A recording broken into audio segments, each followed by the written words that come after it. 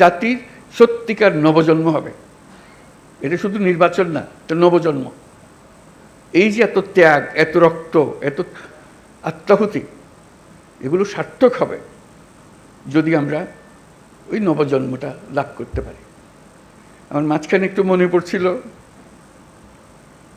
আলাদিনের প্রদীপের কথা। আলাদিনের প্রদীপে ঘষা দিলে একটা দৈত্য বেরিয়ে আসে। দৈত্য এসে জিজ্ঞেস করে, কি করতে হবে আমার? এই যে প্রশ্নটা করে, এটার উত্তরে নানাভাবে দেওয়া যায়। বলতে পারে যে আমার জন্য এক কাপ চা নিয়ে আসো, সে চা নিয়ে আসবে।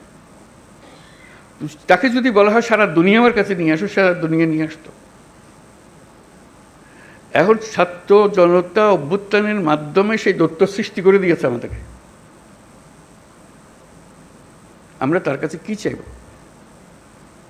আমরা কি তার কাছে এক কাপ চা চাইব, নাকি আমাদের দুনিয়া পাল্টে ফেলতে চাইব? এটি হলো আমাদের হাতে। কাজে কোনো বিষয় ছোট আকারে না দেখা, যে আমরা এই জাতিকে একেবারে সমস্ত সম্পূর্ণ ভিন্নভাবে তৈরি করে দিয়ে যাবো, এটি আমাদের হাতে সুযোগটা এসছে। এরা ছাত্র জনতা আমাদেরকে এই সুযোগ দিয়েছে। সেখানে ছোটোখাটো বিষয়ের মধ্যে আটকে গিয়ে আমরা যেন মূল বড় জিনিস থেকে হারিয়ে না ফেলি। আমরা বড় জিনিসের জন্য যাই, যে এই জাতিকে আমরা যেভাবে চালু করে দিলাম, এটা খালি উপর দিকে উঠবে, এখন আর নিচে ডাইনি বাঁয়ে তাকানোর আর দরকার নাই। ওই অংশটা করা। আমাদের এত সংস্কার কেন দরকার হচ্ছে? দরকার হচ্ছে সব পথঘাট বন্ধ করা, স্বৈরাচার আর কোনো দিক থেকে যেন বাইরে আসতে না পারে আমাদের। এইটি আর কিচ্ছু না, বাকিটা আমরা জানি। স্বৈরাচারের রাস্তাগুলো বন্ধ করে দেওয়া, প্রত্যেকটা, কোনো দিক থেকে সে যেন আর বাইরে না পারে।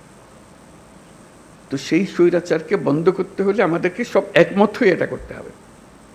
দ্বিমতের কোনো জায়গা এখানে নাই। আমরা অনেক কথা বলতে পারি, কিন্তু দ্বিমত করে সমাপ্ত করতে পারবো না। আমার একান্ত আবেদন, যখনই আপনি এই সনদ করবেন, কোলাকুলি করে যে হ্যাঁ আমরা একমত হয়ে গেছি, তাহলে নির্বাচন ইত্যাদি সব সার্থক হবে।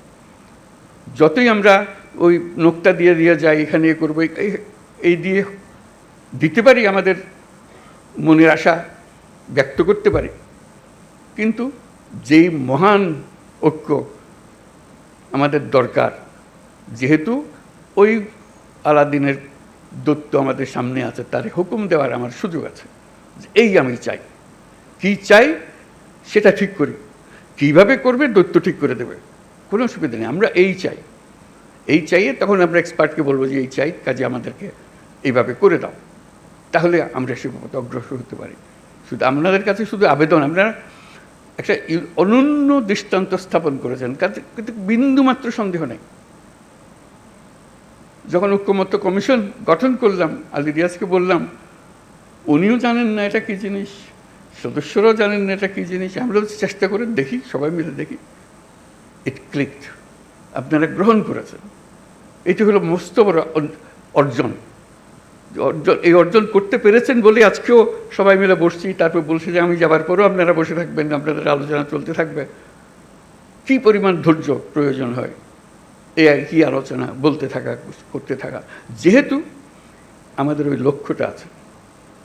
ওই দৈত্যকে আমরা সবচেয়ে বড় কাজটা নেব, যেটা আর কেউ কোনোদিন চাইবারও সুযোগ পাবে না, এই দৈত্য কোনোদিন পাবে না।